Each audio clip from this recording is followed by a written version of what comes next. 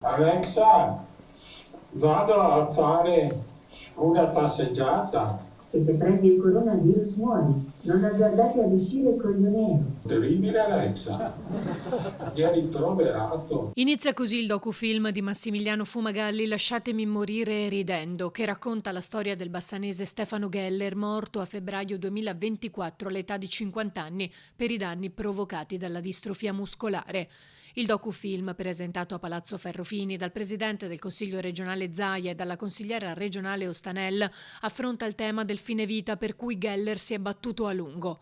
Presente la sorella Cristina, che porta avanti la sua battaglia. Sicuramente una legge riuscirebbe a regolamentare i tempi certi e velocizzare un po' il tutto. Io spero che questo docufilm serva appunto per chiarire le idee e per far ragionare meglio la gente sulle problematiche, insomma, delle certe malattie che hanno le persone. Zaia ha definito il tema del fine vita una delle più grandi ipocrisie del nostro paese. Malato terminale che ha 4 caratteristiche: diagnosi infausta, grave sofferenza fisica e psichica, mantenuto in vita da supporti vitali e capace di intendere e volere. Con queste 4 caratteristiche ed essere malato terminale può chiedere alla sua ULSS di avere la gestione del suo fine vita. Punto. Questo esiste in Italia. Stiamo gestendo il fine vita in Italia con una sentenza della Corte Costituzionale del 2019 e qualcuno vuol far credere che non ci sia il fine vita. Invece il fine vita c'è ed ha bisogno non di una gestione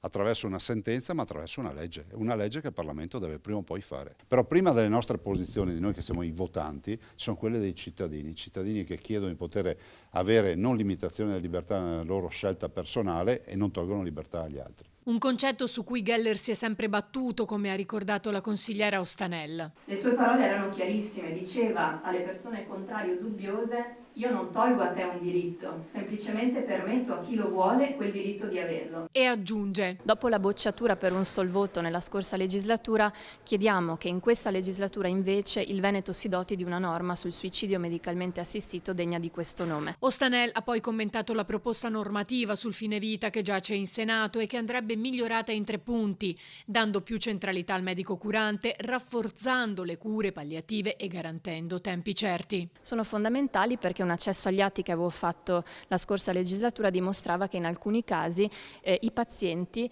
purtroppo morivano prima di avere una risposta.